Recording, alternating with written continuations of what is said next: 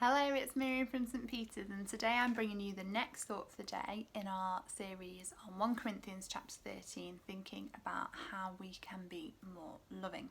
So we've been looking at verse 4 so far. We've looked at love is patient, love is kind, and today we come to the next part, which is it does not envy.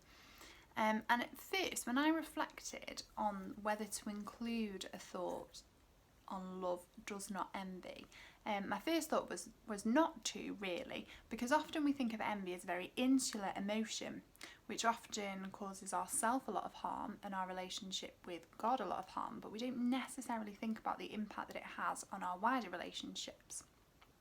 But actually, I think when we're envious, we're often tempted to behave in a way that is really not loving towards others.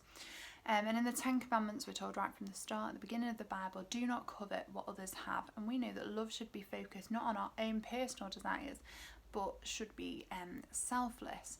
And envy is really dangerous because, when we're envious of what others have, whether it be relationships, money, possessions or skills, it's kind of like we're saying to God we're not satisfied with what He's given us, when actually we know that God has graciously given us so many good things, not only spiritually and emotionally through Jesus, but also through the practical things that He provides us with in our everyday lives.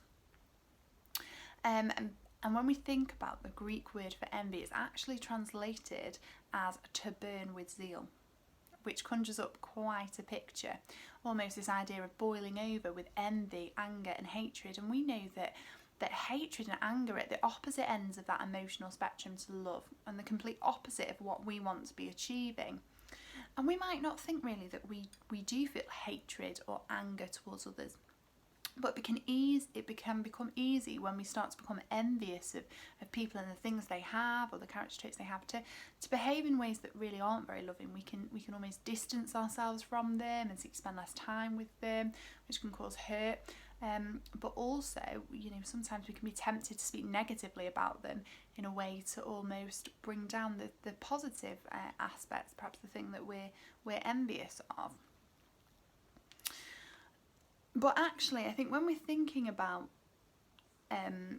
being more loving to others, sometimes it's really easy to think of a list of practical things that we can do to show love to others, and that's no bad thing. But actually, it's really about changing the attitude of our hearts, and I think that's what we're starting to see through Corinthians. In order to be more loving to others, we really have to take a deep look at ourselves and really grapple with what we're feeling in our hearts. And I know that when I was experiencing a time when I was really quite envious of situations that others were in, I remember somebody saying to me, well, why don't you start thanking God for all the things you can do now because you don't have that thing? And actually, when I started to think about it, there were so many things that God was providing me with, so many opportunities that He was providing me with that were really great because I didn't have what others had, and I'd never thought about it that way before at all. And so I do think we really need to practice the discipline of thankfulness, being thankful to God for all the good things He has given us and all the things that our situation allows us to do. Because if we're thankful for all that we have, then the temptation to be envious is lessened and we develop this real gift of thankfulness. And when our hearts are kind, patient and thankful, then hopefully being loving to others is a natural expression, just like Christ Jesus is so loving to others. So love is patient, love is kind, it does not envy. Take care.